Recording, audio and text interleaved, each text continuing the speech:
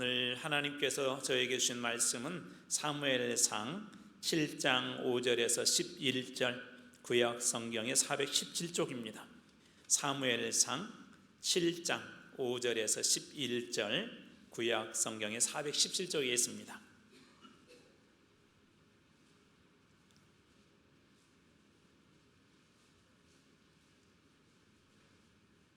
한 절씩 우리 교독하고 마지막 11절은 같이 한번 읽겠습니다. 사무엘이 이르되 온 이스라엘은 미스바로 모이라. 내가 너희를 위하여 여호와께 기도하리라 하매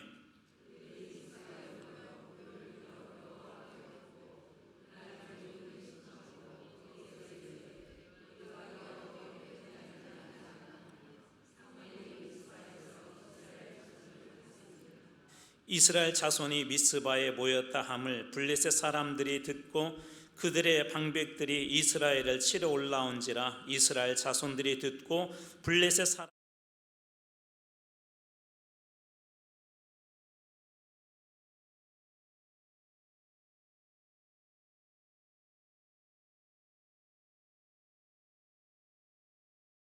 사무엘이 젖 먹는 어린 양 하나를 가져다가 온전한 번제를 여호와께 드리고 이스라엘을 위하여 여호와께 부르짖음에 여호와께서 응답하셨더라.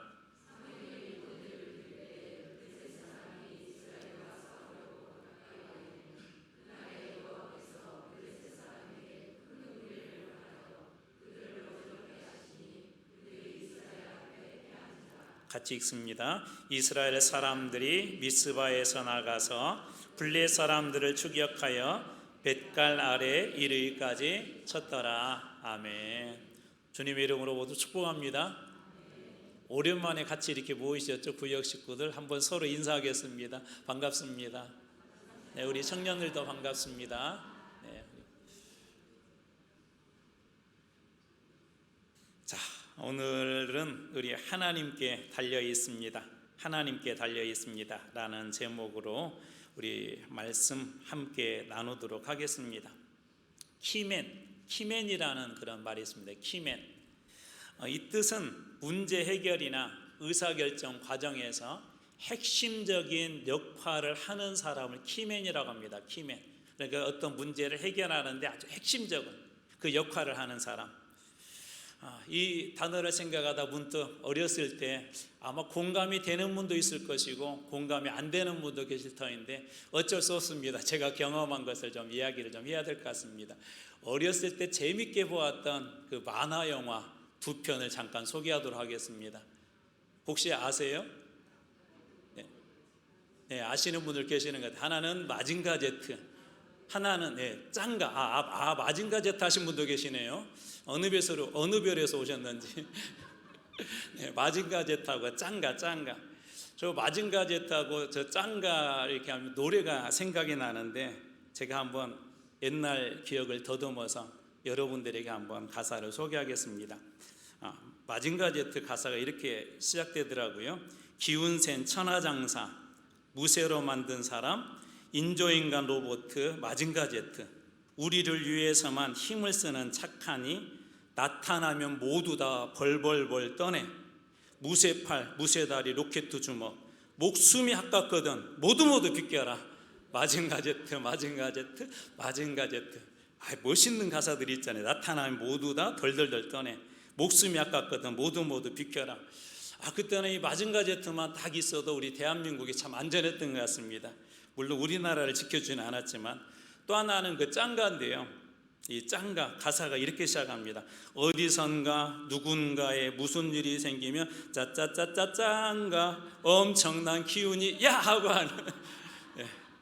어디선가 누군가에 무슨 일이 생기면, 그래서 영웅처럼 짠 나타나서 문제를 해결해주는 그 시대에 우리 어린아이들에게는 키맨과 같은 그런 존재들이 바로 이 마징가 제트나 짱가가 아니었는가 하는 생각이 듭니다.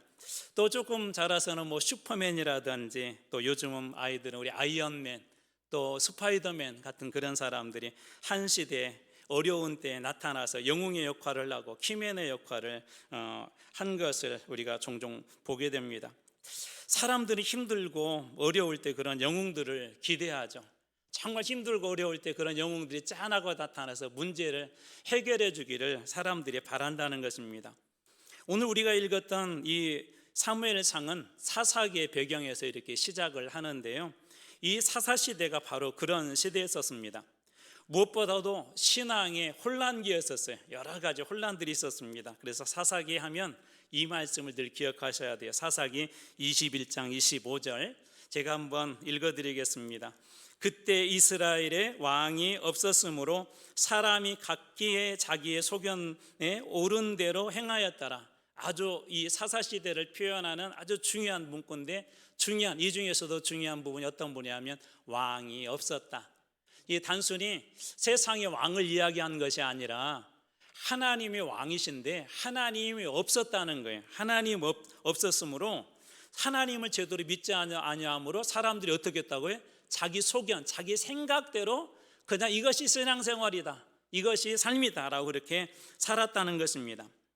이런 혼란 가운데 하나님께서 문제를 해결하고 보낸 키맨들, 그 시대의 영웅들이 바로 이 사사들입니다. 오늘 본문 사무엘상 저희들은 7장 전체를 한번 쭉 살펴보려고 하는데, 여기에 나와 있는 사무엘 역시도 바로 이 사사인데요, 이스라엘의 마지막 사사입니다. 마지막 사사. 그래서 마지막 사사인 사무엘과 그 백성들의 그 삶을 한번 말씀을 통해서 한번 촘촘하게 살펴보면서 오늘 이 시대, 오늘 영웅이 필요한 이 시대, 또 혼란한 이 시대 우리가 어떻게 살아야 될지를 말씀을 통해 한번 살펴보려고 합니다. 방금 소개했던 것처럼 사무엘 역시도 이 사사인데요, 마지막 사사의 이스라엘의 마지막 사사. 신정정치, 하나님 중심의 정치에서 이제 이 왕정정치, 이제 왕을 세워서 왕정정치로 넘어가는 과도기에 활동한 그런 선지자였습니다. 이 사무엘은 어렸을 때 그 어머니 한나의 서원으로 성막에서 엘리제사장 밑에서 신앙을 배우면서 어렸을 때부터 그 성막 안에서 자랐던 사람이 바로 이 사무엘입니다. 엘리제사장 때 블레셋과 전쟁이 있었는데, 이때 당시에 그 싸움에서 이렇게 좀 두려움을 느끼게 되자 이스라엘이 무엇을 들고 나가냐면 언약궤를 들고 나가는데 그 언약궤를 빼앗겨 버렸습니다. 그리고 나서는 이 블레셋 땅에 7개월 동안 언약궤가 있다가 블레셋에서 계속해서 어려움이 생기니까 어쩔 수 없이 돌려보내서 벳세메스로, 그리고 기럇 여아림이라는 곳에 이 법궤가 있은 지 20년이 되었던 시점이 오늘 본문의 배경입니다. 이 사사들은 히브리어로 쇼페트라고 하는데요, 원래 분쟁과 다툼을 해결하는 재판하는 성격이 강했어요. 그래서 사람들의 잘못을 가려주고 올바르게 재판하는 역할이 이 사사들의 중요한 역할이었었는데, 점차 그 범위가 확대되면서 정치, 군사에도 큰 영향력을 미칩니다. 그래서 왕이 없었을 시대에 왕처럼 그렇게 쓰임받았던 사람들이 바로 이 사사입니다. 그래서 특별히 이스라엘이 위기에 있을 때 구하는 키맨의 역할을 한 사람들이 바로 이 사사들입니다. 오늘 본문은 이 사무엘이 이제 본격적으로 사사로서 역할들이 두각이 시작하고 이제 그 역할을 시작하는 그 첫 단계의 말씀이 오늘 본문의 말씀인데요, 당시 이스라엘의 형편이 어떠했는지를 알 수 있는 말씀이 있습니다. 우리 2절 말씀을 먼저 같이 한번 읽어보겠습니다. 2절 말씀 같이 한번 읽어볼까요? 자, 시작. 궤가 기럇 여아림에 들어간 날부터 20년 동안 오래 있은지라 이스라엘 온 족속이 여호와를 사모하니라. 지금 궤는 기럇 여아림이라는 곳에 와 있는데 20년 동안 거기 있었대요. 그때 이스라엘의 온 족속, 이스라엘 모든 백성들이 여호와를 사모했다라고 2절 말씀에 기록되어 있습니다. 먼저 이곳에 우리가 두 가지 단어를 좀 살펴볼 필요가 있는데요, 기럇 여아림이 어떤 곳인가요? 기럇 여아림, 이 기럇 여아림은 예루살렘에서 그리 멀지 않은 한 11km 정도 떨어진 곳에 있는 곳인데요, 이곳은 원래 기럇 여아림이라는 그 뜻은 숲의 도시라는 뜻이에요. 숲의 도시, 그러니까 상상이 되시죠? 숲의 도시. 그런데 이 기럇 여아림이 성경에는 다양하게 불리는데 특별히 이 세 가지 지명으로 불리기도 합니다. 첫 번째로 바알라라는 거, 바알라라는 건 어떤 뜻이냐면 바알의 여성형인데요, 여주인이란 그런 뜻이에요, 여주인. 그리고 두 번째로 기럇 바알인데 이 기럇이라는 말은 성읍이에요. 그러니까 바알의 성읍이라는 그런 뜻이 있고, 그리고 세 번째 바알레 유다, 유다와 간격이 되어 있는데 유다의 바알, 유다의 하나님 그렇게 표현을 해야 되는데 유다의 바알, 이게 무슨 얘기냐면 기럇 여아림이 그만큼 바알 숭배의 중심지가 되었다는 거예요, 과거에. 그래서 끊임없는 어떤 영적인 안 좋은 흐름이 있는 도시가 바로 이 기럇 여아림인데 지금 그곳에 하나님의 궤가 20년 동안 무려 있는 거예요.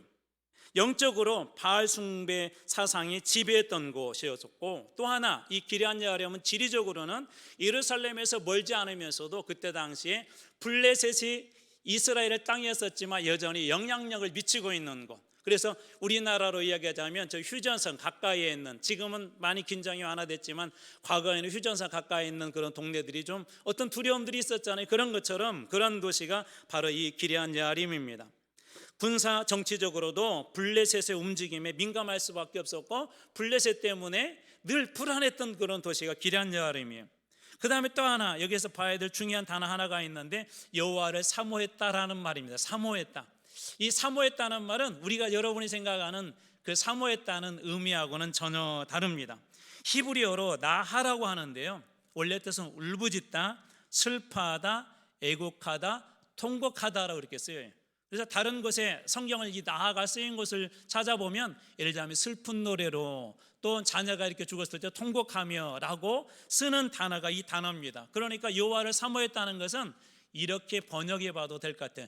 여호와께 간절히 울부짖었다, 울면서 부르짖었다는 거예요. 20년 동안 하나님의 궤가 이스라엘에 돌아왔는데 여전히 이스라엘은 혼란 상태에 있고 힘들고 어려우니까 이들에게는 하나님의 궤는 하나님이거든요. 그래서 하나님 앞에 간절히 슬퍼하면서 애통하면서 하나님 앞에 울부짖었다는 그런 말이 여호와를 사모했다는 것입니다.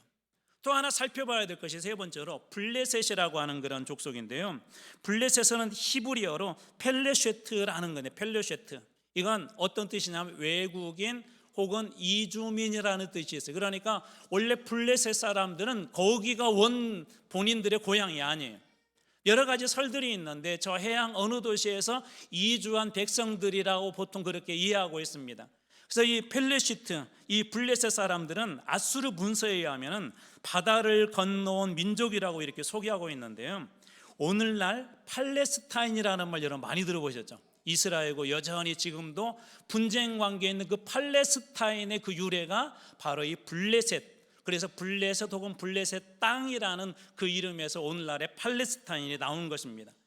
그래서 여전히 오늘날에도 이 이스라엘 시대에도 끊임없이 블레셋과 그런 긴장감이 있었던 것처럼 오늘날에도 이 팔레스타인과 이스라엘은 여전히 그런 긴장 관계에 있는 것이죠.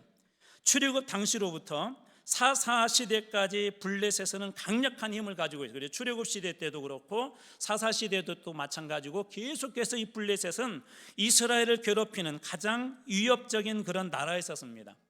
출애굽 당시에는 하나님께서도 그 사실을 알았기 때문에 출애굽 이렇게 해서 이스라엘이 가나안 땅으로 들어갈 때 블레셋 땅으로 지나가지 않고 이렇게 돌아가게 하셨어요. 그 말씀을 한번 보면 출애굽기 13장 17절입니다. 바로가 백성을 보낸 후에 블레셋 사람들의 땅의 길은 가까울지라도 하나님이 그들을 그 길로 인도하지 아니하셨으니, 하나님이 블레셋 그 사람의 땅의 길로 인도하면 더 빨리 갈 수 있는데 그렇게 인도하지 않았대요. 그러면서 이렇게 말씀이 이어집니다. 이는 하나님이 말씀하시기를 이 백성이 전쟁을 하게 되면, 블레셋과 전쟁을 하게 되면 마음을 돌이켜서 애굽으로 돌아갈까 하셨습니다. 블레셋이 이때 당시에 두려운 이유가 있었어요.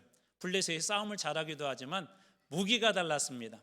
근데 이때 당시가 청동기에서 철기로 넘어가는 그런 시기였었거든요. 그런데 블레셋은 이미 철기를 가지고 있었어요. 그러니까 이 청동검과 이 철기가 들은 검의 싸움은 이게 싸움이 안 되는 거죠. 최신식 무기를 가지고 있는 거예요. 그래서 이 블레셋이 두려웠던 것입니다.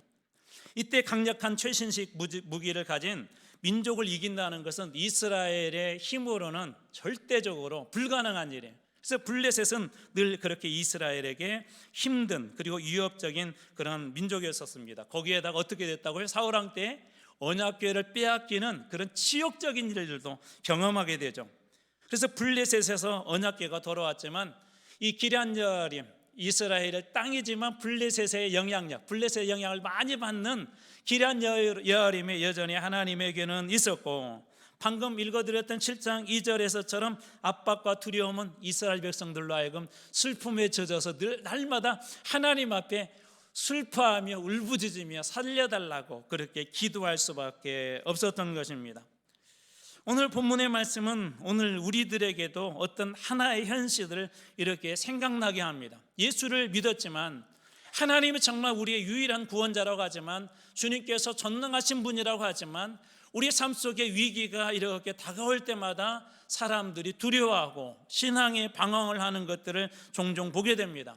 어떤 분들은 영적으로 눌려 있을 뿐만 아니라 예수를 믿으면서도 그 앞에 있는 두려움 때문에 두려움에 눌려 사는 것들도 보게 됩니다.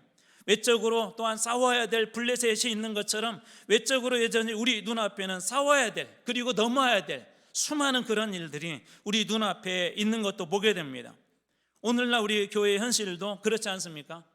우리 교회가 그동안에 잘 발전을 해왔지만 교회가 넘어야 될 것이 너무나도 많이 있습니다. 우리 지금 교회 앞에 당한 수많은 그런 위협적인 것들이 너무나도 많이 있습니다. 우리 아이들은 세상의 문화에 그냥 그대로 노출되어 있습니다. 일주일에 겨우 1시간 정도 와서 예배 드리는 것이 우리 아이들의 신앙의 전부입니다. 여러분들 보시면 알겠지만 영화라든지 우리 텔레비전이라든지 매스미디어에 나오는 많은 것들을 보게 되면 우리 기독교 신앙과는 다른 것들이 너무나도 많이 요즘 이 세대를 뒤엎고 있습니다. 문화가 기독교적이지 못합니다. 아니, 이 기독교적인 것을 못하는 것을 넘어서 사탄을 숭배하기도 하고 때로는 성경과 완전히 다른 그런 것들을 주장하게 됩니다. 이 성에 대한 이야기만 하더라도 요즘은 우리나라도 앞으로 어려워질 것입니다. 성이 남과 여마 있다고 그렇게 하잖아요. 목사님들이 공격을 당할 것입니다. 왜냐하면 분위기가 그래요. 세계 모든 나라들이 지금은 이런 문제에 대해서 성도 자기가 선택할 권리가 있다고 그래서 생물학적 성이 중요한 것이 아니라 내가 어떤 성을 인식하고 있냐. 여성인데도 남성이다 그러면 남성이 되는 거예요. 그래서 어느 미국의 주에서는 30가지가 넘는데요. 그 성이 30가지. 별로 안 놀라시네. 남자 여자만 있는 것이 아니라 그래서 그중에 나는 이런 존재야라고 생물학적인 성은 그거에 대해서는 부정하고 성경이 말하고 있는 남자 여자는 부정하고 그런 것들을 따라가는 것이 요즘 이러한 세태입니다. 우리는 이런 거대한 영적인 블레셋과 싸우고 있는 것이 우리의 현실인 것이죠. 여러분, 교회는 또 어떻습니까? 우리 모임은 옛날에 비해서 정말 어렵습니다. 많은 분들이 지금은 두 부부가 전부 다 직장에서 일하기 때문에 모인다는 것 자체가 점점 더 어려워지는 시대가 되었습니다. 주일날 와서 예배 1시간 드리는 것도 정말 저희 아이들 보면서 어떤 생각이 참 불쌍하다는 생각이 들어요. 부모로서는 그런 마음 드신 분도 계실 거예요. 그냥 푹 자게 해주면 좋겠다. 일주일 내내 공부에 치이고 직장생활에 치이고 힘들고 어려운 아이들이 겨우 주일날 조금 늦잠 자려고 하는데 깨워서 교회를 데리고 가려고 할 때 부모로서 인간적인 마음으로 좀 슬피기도 하고 애잔하기도 하는 그런 마음이 여러분 들지 않습니까? 여러 가지 상황들은 우리 앞에 있는 이런 영적인 블레셋 앞에서 두렵고 떨리는 마음으로 그렇게 살아가고 있는 우리의 자신의 그런 모습이 오늘 이 블레셋과 이 기럇 여아림 땅에 영적으로 눌려있는 이스라엘 백성들의 모습이 우리 자신의 모습이 아닌가 하는 그런 생각이 듭니다. 그래서 이런 상황에서 이 사무엘을 통하여서 세 가지 중요한 해법을 제시하고 있는데요. 첫 번째로는 이렇게 블레셋과 같은 그런 존재들, 영적으로 눌려있는 상황에서 어떻게 해야 될지 첫 번째 이 사무엘을 통해서 보여준 건 이거예요. 우상을 제거하라는 것입니다. 우상을 제거하라. 오늘 우리가 읽었던 말씀의 3절입니다. 사무엘이 이스라엘 온 족속에 말하여 이르되 만일 너희가 전심으로 여호와께 돌아오려거든 이방신들과 아스다롯을 너희 중에서 제거하고 너희 마음을 여호와께로 향하여 그만 섬기라. 그리하면 너희를 블레셋 사람 손에서 건져내시리라. 하나님께서 뭐라고 말씀하자면 너희에게 있는 모든 우상들을 제해버리라 그렇게 이야기합니다. 그러자 4절 말씀에 이스라엘 백성들은 어떡하죠? 순종을 하는데요. 이에 이스라엘 자손이 바알과 아스다롯을 제거하여 여호와만 섬기니라. 여호와만 섬기니라. 철저하게 우상을 제거하는 일을 해요. 여러분, 그런 것들 경험하셨을 것 같아요. 절망적인 상황에 가잖아요. 어떤 상황에 딱 떨어지게 되면 그것에 순종할 수밖에 없는, 들을 수밖에 없는 그런 상황이 이럴 때가 있습니다. 그 상황에 던져지게 되면 다른 거 아무리 소중한 거 있어도 그렇게 할 수밖에 없는 상황. 왜 이스라엘 백성들이 그동안 그렇게 좋아하는 우상을 다 버리고 왜 하나님만 섬기겠다고 그렇게 했을까요? 바다까지 내려가 본 거예요. 우리 아이들, 제가 여러 번 이런 예화를 들었잖아요. 아이들 공부 잘했으면 좋겠고 좋은 직장 다녔으면 좋겠고 훌륭하게 잘했으면 좋겠고, 그런 수많은 부모들 나름대로 어떤 기준과 여러분들이 요구하는 그런 것들이 있잖아요. 그런데 아이가 아파가지고 이게 죽기 직전까지 여러분 갔을 때 그런 상황에 있는데도 여전히 막 공부해라 그렇게 요구하는 부모 없습니다. 여전히 더 성공해야 된다 그런 부모 없습니다. 그때는 뭐라고 이야기하죠? 제발 사람만 다오, 사람만 다오. 그리고 심지어 거기에다가 이런 조건도 붙습니다. 하나님, 장애가 있어도 괜찮으니 제발 살려만 주십시오. 바닥까지 떨어졌을 때 가장 귀한 것이 무언가를 깨닫는 것이죠. 생명이 가장 귀하다는 것을 깨닫는 거예요. 이스라엘 백성들이 20년 동안 저 바닥에서 깨달은 게 뭐냐면, 왜 하나님 앞에 그들이 슬퍼하며 울부짖었냐면, 그들의 인생을 세워주고 붙잡아줄 수 있는 분은 하나님밖에 없기 때문에 절망하면서 그 절망 속에서 하나님을 사모한 거, 울며 하나님 앞에 애통한 것입니다. 이스라엘 백성들이 친히 경험한 거예요. 그래서 이 사무엘이 우상을 제거하라 그랬을 때 두 말 조건 달지 아니하고 과감하게 우상을 다 제거해버리고 하나님만 섬긴 것입니다. 사랑하는 성도 여러분, 우리 앞에도 이런 거대한 블레셋이 있을 수 있습니다. 그런데 이것을 돌파할 수 있는 가장 첫 번째 관문이 무엇인 줄 아세요? 여러분 안에도 그런 우상들이 있습니다. 여러 가지 모양으로 우리들 안에도 그런 우상들이 있습니다. 교회 안에서 이 기도 생활, 말씀 생활 제대로 하지 않고 그것보다도 더 소중하게 여기는 것들이 있습니다. 오늘 예배 1시간 드리는 것보다도 내가 더 귀중하게 여기는 것들이 있습니다. 그것들이 오늘 우리 안에 있는 우상들입니다. 지금은 그것이 좋아 보일지 몰라도 우리의 인생의 밑바닥에 갔을 때 여러분들은 그때 그것을 두고 후회하게 될 것입니다. 눈물 흘리면서 후회하게 될 것입니다. 왜 그렇습니까? 우리가 붙잡아야 될 분, 아니 우리를 붙잡아 줄 수 있는 분은, 유일한 분은 우리 하나님 한 분밖에 계시지 않기 때문에 그런 것입니다. 그러므로 사랑하는 성도 여러분, 여러분 안에 하나님보다 더 좋은 것이 있다면 당장 버리시기 바랍니다. 그것이 우리가 다시 일어날 수 있는 것이 우리 앞에 있는 영적인 블레셋을 돌파할 수 있는 강력한 영적 힘이 될 것입니다. 그러므로 여러분에게도 권고합니다. 여러분 안에 있는 모든 우상들을 다 버리십시오. 예배보다 더 소중한 것이 있다고 그것도 버리십시오. 여러분 자녀들의 성공이 주님을 믿는 것보다 더 중요하다고 생각한다면 그것도 버리십시오. 오직 주님만이 우리를 살릴 수 있습니다. 바로 그것이 이스라엘 백성들이 첫 번째 그들이 붙잡았던 하나님께서 주셨던 그 핵심 교훈입니다. 두 번째로 철저하게 이들이 하나님만을 섬기기로 작정하면서 철저하게 회개하라고 그렇게 이야기하는데요. 사무엘상 7장 5절입니다. 사무엘이 이르되 온 이스라엘은 미스바로 모이라, 내가 너희를 위하여 여호와께 기도하리라 하며, 그들이 하나님만을 섬기기로 작정했을 때 사무엘이 그 다음에 더 중요한 것이 있다 하면서 다 모여라 불러요. 그러면서 왜 모여라 그렇게 이야기를 하냐면 7장 6절에 그들이 어떤 행위를 했는가를 보면 알 수가 있는데요. 7장 6절입니다. 그들이 미스바에 모여 물을 길어 여호와 앞에 붓고 그날 종일 금식하고, 여길 물을 길어 여호와 앞에 붓는다는 것은 슬플 때, 특별히 자기의 죄를 회개할 때 종종 이런 표현을 씁니다. 그리고 종일 금식했다는 것도 회개할 때 종종 이런 표현을 쓰는데요. 거기서 이르되, 이들이 이렇게 하나님 앞에 결단을 하죠. 우리가 여호와께 범죄하였나이다 하니라. 사무엘이 미스바에서 이스라엘 자손을 다스리니라. 그들이 하나님 앞에 회개했던 그 자리에서 하나님 앞에 이렇게 회개하죠. 하나님, 저희가 범죄했습니다. 여러분, 회개는 단회적으로 일어나서는 안 됩니다. 이게 왜 그러냐면, 우리가 예수를 믿는다고 하더라도 똑바로 가면 괜찮은데 어느 때는 신앙이 좋다가 어느 때는 뚝 떨어질 때가 있어요.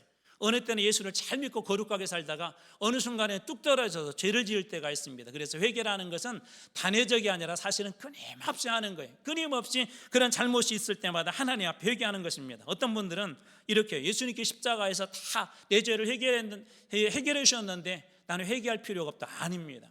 왜냐하면 우리 안에는 여전히 죄의 성질, 죄성이 남아있기 때문에 끊임없이 죄를 짓는 것이 우리 인간의 모습들입니다.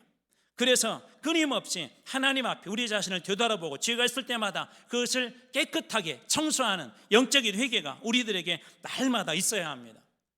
이러한 그 죄의 모습들은 여러 가지로 이렇게 나타나는데, 좀 아쉬운 얘기지만 옛날에 목사님들이 종종 이런 얘기를 하셨어요. 모이지 말고 빨리 집에 가라고. 여러분, 왜 이런 목사님들께서 옛날에 왜 이런 얘기를 자꾸 했을까요?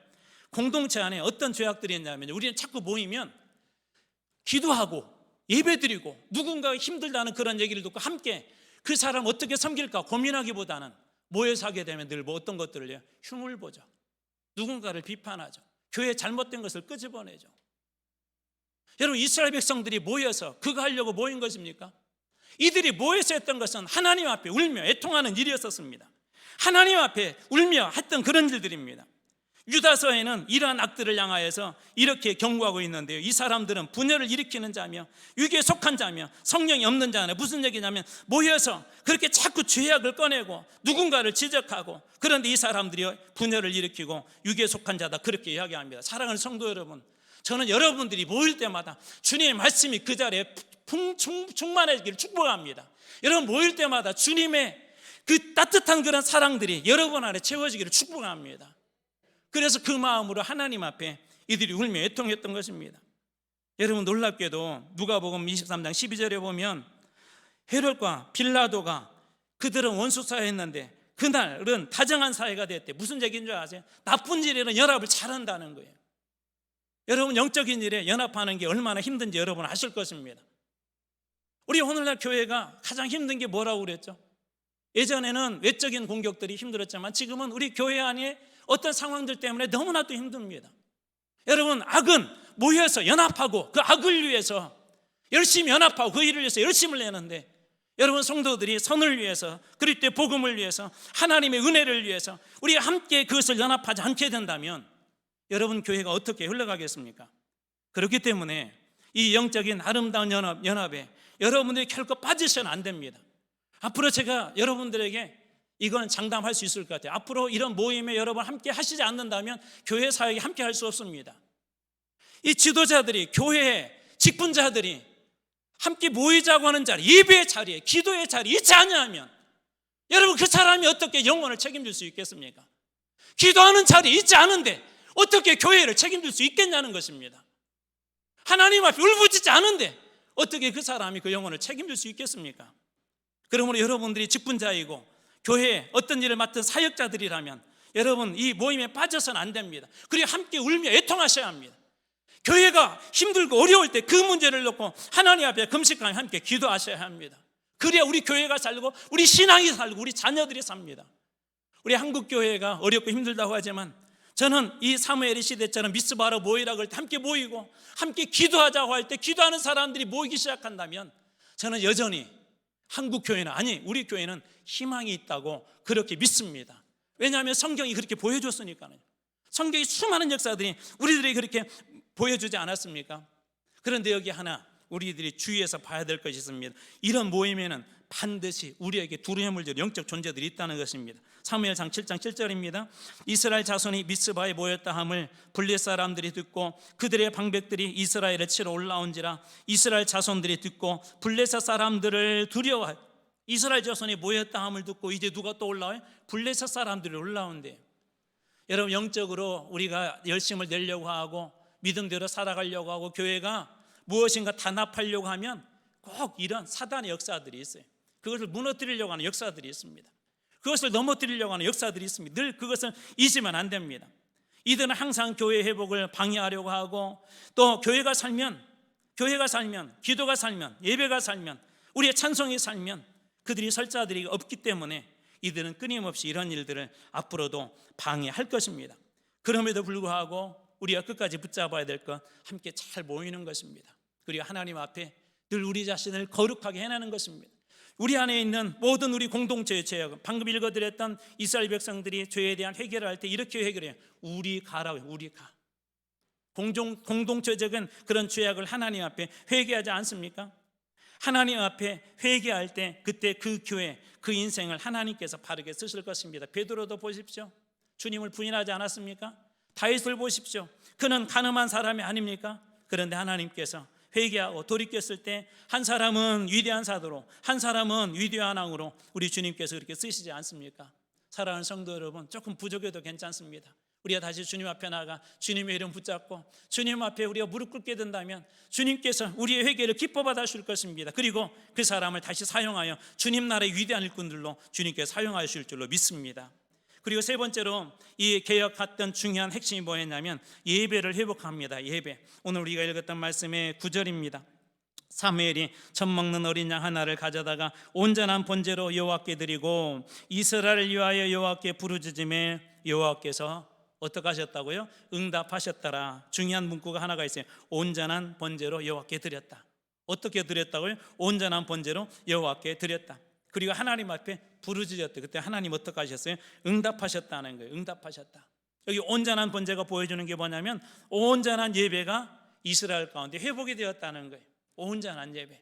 저는 우리 교회 예배가 그렇게 회복될 줄로 믿습니다. 이 자리가 가득가득 차고 넘치게 될 줄로 믿습니다. 여러분 가능하면 수요예배 때도 아이들 꼭 데리고 나오셔야 돼요. 우리 예전에는 예전 얘기하면은 우리 젊은 친구들이 싫어하겠지만 새벽 기도회 때도요 어린아이 업고 와서 예배 드렸어요. 예전에는요 할머니들이 이 손주 손녀 데리고 다니면서 구역 예배 드렸어요. 제가 그 얘기 했었잖아요. 우리 시골 교회에 있었던 그 교회 어떤 한 5-6살 된 아이가 주일날 찬송을 하는 것 보니까 이렇게 찬송하더라고요. 주일날 오후 예배 때 찬송하는 것 보니까 할머니가 하는 것 보고 그대로 따라서 하는 거예요. 그리고 이 아이가 어느 날 무슨 얘기를 이렇게 듣더니 이렇게 얘기하더라고요. 풍신다네. 어른들이 쓰는 단어인데 이 아이들은 그대로 듣고 그대로 보고 그렇게 사는 거예요. 왜 예배 자리에 함께 나와야 됩니까? 그 아이들이 그걸 보는 거예요. 그 아이들이 자라서 예배자가 되고 그 아이들이 자라서 한국교회를 책임지는 위대한 믿음의 하나님께서 쓰시는 믿음의 일꾼들이 다 될 줄로 믿습니다. 그래서 이 예배의 자리를 여러분 꼭 지키십시오. 예배의 자리를 지키지 않는다는 건 뭐냐면 하나님과 우리의 그 관계를 깨트리는 거하고 똑같아요. 왜 그러냐면 예배는 하나님과 우리의 약속이에요. 하나님, 제가 그 시간에는 주님 앞에 제가 예배드리겠습니다. 그 시기에는 하나님 앞에 예배드리, 특별히 공예배에 대해서는 여러분 빠지시면 안 됩니다. 이렇게 예배가 회복되고 이들의 개혁이 바뀌자 어떻게 됩니까? 회복의 결과가 10절 11절에 나와 있는데 10절 말씀입니다. 사무엘이 번제를 드릴 때 블레셋 사람이 이스라엘과 싸우려 가까이 오매 그날에 여호와께서 블레셋 사람에게 큰 우레를 발하여 그들을 어지럽게 하시니 그들이 이스라엘 앞에 패한지라. 여기에 중요한 게 우리가 봐야 될 하나님이 주신 교훈 하나가 있어요. 이스라엘은 어떻게 했어요? 사무엘과 함께 온전한 번제, 온전한 예배를 드렸어요. 그렇자 그들을 두렵게 했던 블레셋에서 누가 싸워서 이기세요? 하나님께서 싸워서 이겨주십니다. 우리가 하나님 앞에 온전히 예배드리게 될 때 우리의 삶을 우리 주님께서 이기게 하실 줄로 믿습니다. 우리가 주님 앞에 온전히 예배하게 될 때 주님께서 그때 일하게 되실 줄로 믿습니다. 그뿐만 아니라 하나님이 지켜주는데요. 13절 말씀입니다. 이에 블레셋 사람들이 이제는 이렇게 말씀이 바뀌어져요. 굴복하여 다시는 이스라엘 지역 안에 들어오지 못하였으며 여호와의 손이 사무엘이 사는 날 동안에 블레셋 사람을 막으셨다. 블레셋 사람들이 굴복하고 다시는 이스라엘 지역 안에 들어오지 못했고 그리고 하나님의 손이 블레셋 사람들을 이렇게 막아주셨대요. 이것이 하나님 앞에 온전히 예배드렸던 예배의 축복입니다.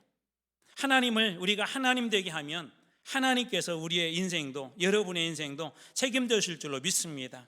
그리고 또 다른 축복이 14절에 등장합니다. 블레셋 사람들이 이스라엘에게 빼앗겼던 에그론부터 가드까지 이스라엘에게 회복되니, 첫 번째 회복되었다 그렇게 이야기하고, 이스라엘이 그 사방 지역을 블레셋 사람 손에서 도로 찾았다 그렇게 이야기하고, 또 이스라엘과 아모리 사람, 이게 블레셋뿐만 아니라 아모리 사람 사이에도 무엇가 있었대요? 평화가 있었더라. 회복과 평화가 일어나게 됨을 보게 됩니다. 이게 무슨 얘기냐면 우리 하나님과의 관계, 예배는 관계라고 그랬잖아요.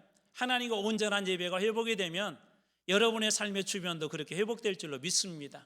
걱정하지 말라는 거예요. 주님과 관계가 회복이 되면 주님께서 그렇게 회복시켜 주시는 거예요. 그렇기 때문에 우리 인생은 누구에게 달려있어요? 하나님 손에 달려있어요.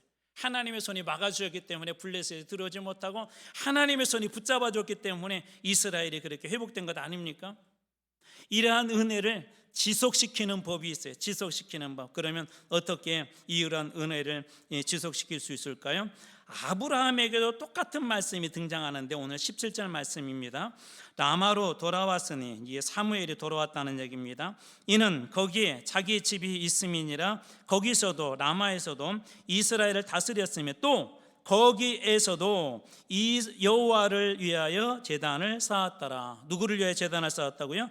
여호와를 위하여. 거기에서도 이 아브라함의 그 축복을 보게 되면 아브라함이 가는 곳마다 제단을 쌓습니다. 하나님 중심으로, 예배 중심으로 하나님 앞에 그렇게 아브라함이 살았어요. 그랬더니 13장에 가니까 이렇게 말씀이 이어져요. 주일날 좀 더 부연 설명을 한번 드리겠지만 이렇게 말씀이 이어져요. 아브라함에게 은과 금이 풍부하더라.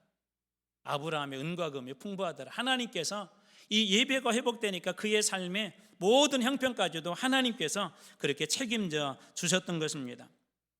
우리는 하나님의 은혜로 사는 그런 인생들입니다. 우리의 인생이 하나님께 그렇게 달려 있다는 것. 다시 말해서 이 사사들이 진정한 키맨이 아니라 하나님이 우리의 인생에 모든 열쇠를 주고 계시다는 것입니다. 하나님이 열면 열리고 하나님께서 닫으시기로 작정하시면 모든 것들은 다 닫힙니다. 저는 종종 그런 일들을 경험합니다. 돈을 조금 여유가 있어서 몇십만 원 이렇게 모아놔서 이거 어디다 써야지. 그런데 어느 날 갑자기 다른 일이 발생해서 그냥 그 돈이 다 통장에 비어져 버립니다. 어느 날인가 이렇게 해서 어떻게 해야지? 그런데 어떤 일들이 뭐 아프거나 아니면 뭐 급작스럽게 어디 돈이 들어가 다 없어진 것을 보게 됩니다. 그때 깨달은 게 있어요. 돈도 하나님이 채워주셔야 돼요. 물질도 하나님이 주셔야 됩니다. 여러분, 하나님이 걷어가시려고 하면 순식간에 다 걷어갑니다. 여러분 자녀들은 어떨까요? 여러분들이 지금까지 20년 30년 노력해봤지만 여러분 마음대로 아마 됐으면 정신병자 됐을 겁니다. 여러분 마음대로 됐으면. 근데 우리 마음대로 안 되잖아요. 막 어렵기도 하고 막 말도 안 듣기도 하고 그러잖아요. 그런데 그런 인생도 하나님께서 붙잡아주면, 우리의 인생은 하나님께 달려있기 때문에 하나님께서 붙잡아주면 주님께서 정말 존귀한 자로, 정말 귀한 자로 그렇게 세워주실 줄로 믿습니다.